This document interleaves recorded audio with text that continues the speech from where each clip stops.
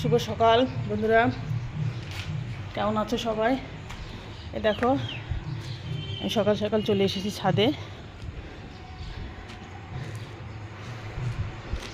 আমার সকাল সকাল স্নান পুজো সব হয়ে গেছে, বাচ্চাটা স্কুলে চলে গেছে। এই যে আমি আসছি আমার ছাদ বাগানে গাছগুলোকে জল দিতে।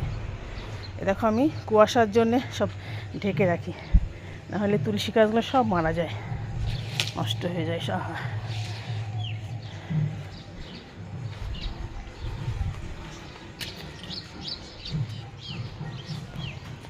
একটু জল দিয়ে আমি চলে যাব নিচে।